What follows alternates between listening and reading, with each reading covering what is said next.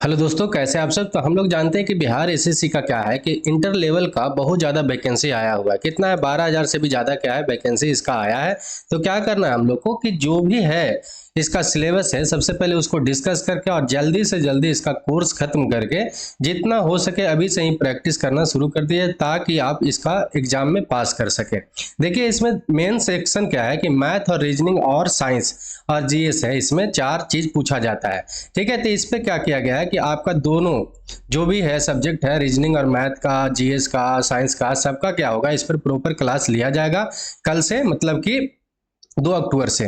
ठीक है, और आपको साथ ही साथ क्या करना है, इस पर बने रहना है। इस चैनल पर आपका एक भी क्वेश्चन अगर इतना करके जाइएगा तो छूटने का चांस नहीं रहेगा। लास्ट लास्ट तक देखिएगा कि आपको बहुत शानदार तैयारी करा दिया गया है। वीडियो अच्छा लगेगा तो लाइक करिएगा, कमेंट करिएगा, शेयर करिएगा, सब्सक्राइब करके बेल आइकन को दबा के रखिएगा। तो चलिए हम लोग सबसे पहले जानते हैं कि इसका सिलेबस क्या है। तो सिलेबस जानने के पहले हम लोग जान लेते हैं कि एग्जाम कैसे होगा। तो एग्जाम आपका जैसे कि एक सिंपल सा पेपर में होता है वो रंगने वाला, उसी पर होगा। ऐसा कुछ नहीं है कि सीबीटी एग्जाम होगा। कंप्यूटर बेस्ड एग्जाम नहीं होने वाला है। सिंपल नॉर्मल जो पेपर होता है वैसे ही होगा। और एक जो रहेगा आपका एक क्वेश्चन होगा वो 4 मार्क्स का होगा। ठीक है, 4 अंक का होगा और 1/4 क्या होगा, इसमें आपका निगेटिव मार्किंग होगा। ठीक है, ये बात आपको याद रखना है। मतलब कि आप एक क्वेश्चन गलत करिएगा तो आपका 1 नंबर कट जाएगा। ठीक, हम लोग सबसे पहले जानते हैं कि क्वेश्चन कितना होगा। तो जनरल स्टडी का मतलब जीएस का आपका 50 क्वेश्चन होगा 200 मार्क्स का।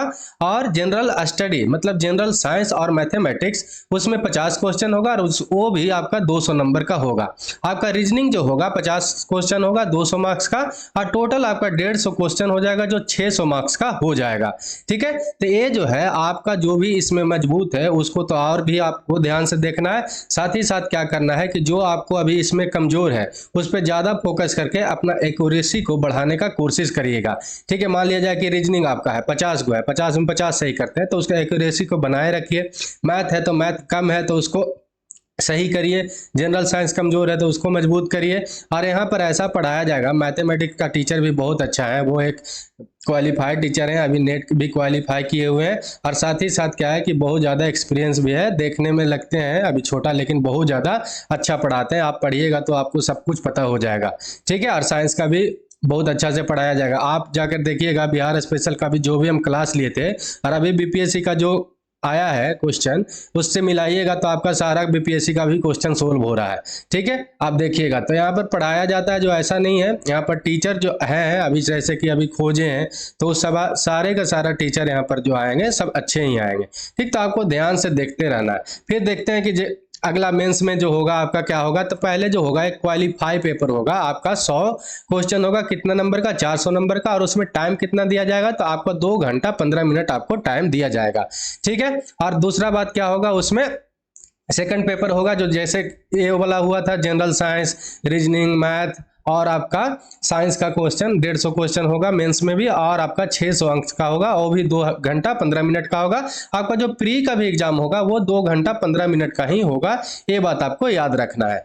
ठीक है, तो चलिए हम लोग जान लेते हैं कि पढ़ना क्या क्या होगा। तो जनरल स्टडी में सबसे पहले आपको एक करंट अफेयर आता है, वो पढ़ लेना है। जैसे कि जो भी आता है, वर्ड होता है, इंडियन लैंग्वेज है, बुक है, ऑथर है, जो भी करंट अफेयर है उसको आपको सबसे पहले कंप्लीट कर लेना है।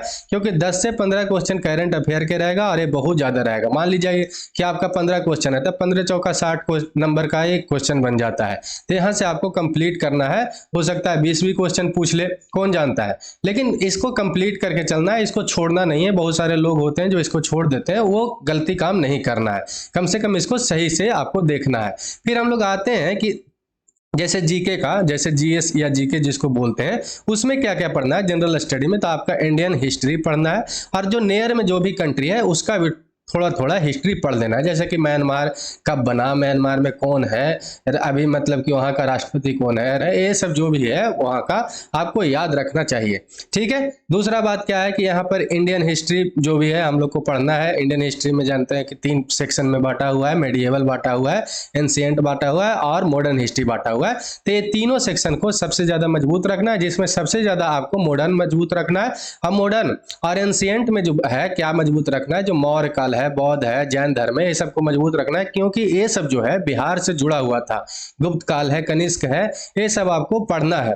और अच्छा से पढ़ाया भी यहाँ पर जाएगा। आपको यहाँ पर पढ़ने के बाद आपको टेंशन नहीं लेना है, ठीक है। साथ ही साथ उसका नोट्स भी दिया जाएगा, प्रैक्टिस भी क्वेश्चन करवाया जाएगा। कल्चर से भी क्वेश्चन आएगा, ज्योग्राफी से भी क्वेश्चन आएगा, इकोनॉमिक्स जो सिनेरियो है छोटा छोटा, ये करंट अफेयर ही देखिएगा, इससे भी क्वेश्चन आएगा। फ्रीडम मूवमेंट, हम लोग जानते हैं कि आज़ादी के समय जो भी महात्मा गांधी, ये सब लाला लाजपत राय जो भी थे, उसमें जो भूमिका निभाए थे, सुभाष चंद्र बोस, जिनका जिनका है वो सबको अच्छा से पढ़ना है ताकि क्वेश्चन आपका एक भी नहीं छूटे। और main features of Indian agriculture, जैसे इंडियन एग्रीकल्चर से भी 4-5 क्वेश्चन कभी कभी बन जाता है, 3-4 क्वेश्चन तो हमेशा बनते ही रहता है इंडियन एग्रीकल्चर से। रबी फसल, क्रोप फसल, ये सब के बारे में अच्छा से जानकारी रखना है। कॉन्स्टिट्यूशन और पॉलिटी ऑफ इंडिया, मतलब राज्य व्यवस्था जो है अपना, वो पढ़ना है। और साथ ही साथ political system of the country यहाँ का पढ़ना है, कैसा पॉलिटिकल सिस्टम है, कौन सा सिस्टम काम करता है, पंचायती राज सिस्टम, ठीक है।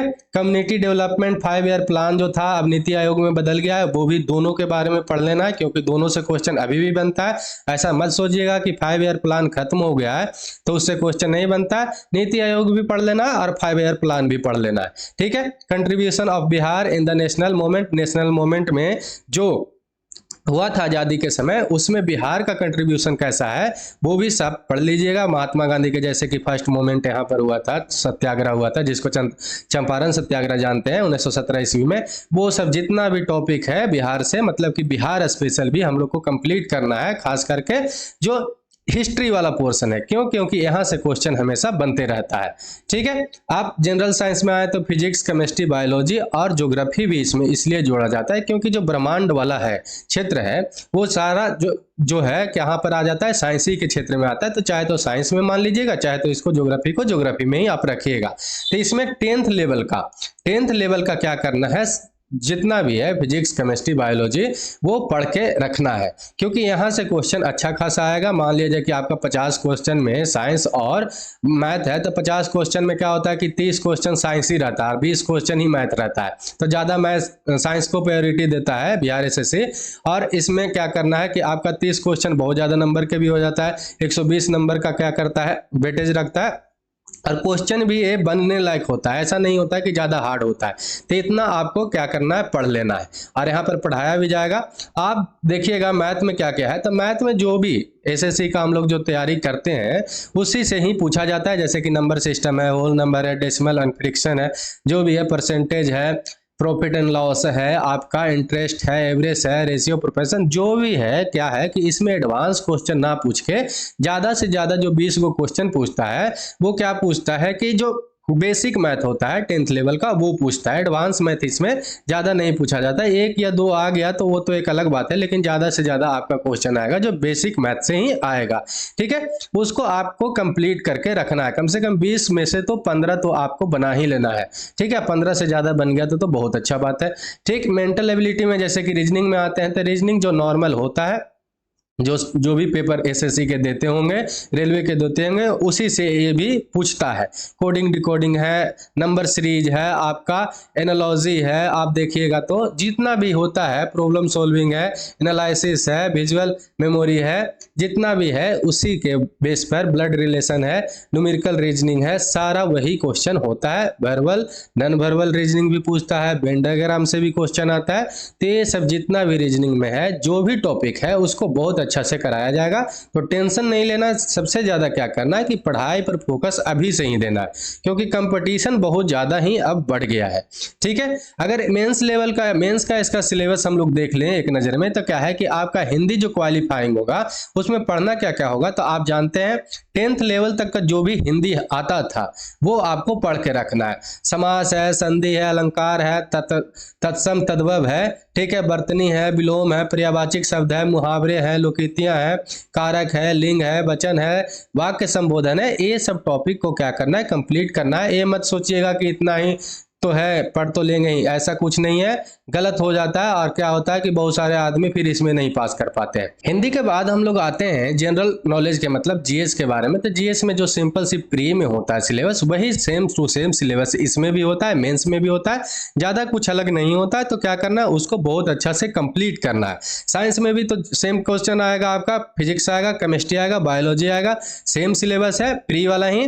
और इसमें क्या है कि जो अगला सिलेबस हम लोग देखते हैं मैथमेटिक्स का सिलेबस, तो वो भी सेम ही सिलेबस है। परसेंटेज है, टाइम एंड वर्क है, एरिया है, प्रॉफिट एंड लॉस है, सिंपल कंपाउंड इंटरेस्ट है, टाइम डिस्टेंस है, क्या एचसीएफ एलसीएम है, ये सब ही क्वेश्चन आएगा। और ज़्यादा से ज़्यादा हम लोग को क्या करना है, क्वेश्चन को एक्यूरेसी में जितना हो सके सही करना है। बनाने आता है, सही नहीं होता है, कभी गलत हो जाता है, तो उसको एक्यूरेसी को कंप्लीट करना है, तभी आप क्या करिएगा, पास करिएगा। दूसरा, रीजनिंग में जो भी बिहार एसएससी का प्री का होगा सिलेबस, वही क्या होगा, मेंस का भी सिलेबस है, सेम ही सिलेबस है, ज़्यादा अंतर कुछ भी नहीं है। सिंपल से इसमें एक एक्स्ट्रा क्या आया है, आपका हिंदी जो है एक पासिंग मार्क आया है, उसको आपको कंप्लीट करना है। मतलब अभी से आपको करीब करीब 4 से 5 महीना टाइम मिलने वाला है, उस पर बहुत ज़्यादा फोकस करते हैं तो क्या होगा, ये सिलेबस कंप्लीट भी हो जाएगा और ये आपका एग्जाम भी हो जाएगा। तो चलिए हम लोग क्या करेंगे, मतलब कि आज से 2 अक्टूबर से हम लोग आज से क्या करेंगे, इसका पढ़ाई शुरू करेंगे। आपका रीजनिंग, मैथ, साइंस और जीएस का क्या किया जाएगा, पूरा सिलेबस कंप्लीट करवाया जाएगा। तो टेंशन नहीं लेना है, साइंस का भी, रीजनिंग का भी, जीएस का भी और मैथ का भी बहुत अच्छा से पढ़ाया जाएगा। आप पढ़िएगा तो आप बोलिएगा कि कैसा पढ़ाई हो रहा है। ठीक है, वीडियो अच्छा लगेगा तो लाइक करिएगा, कमेंट करिएगा, शेयर करिएगा, सब्सक्राइब करके बेल आइकन को दबा के रखिएगा ताकि आपके पास नोटिफिकेशन टाइम टू टाइम पहुंचता रहे। तो चलिए आज के लिए इतना ही। जय हिंद, जय भारत।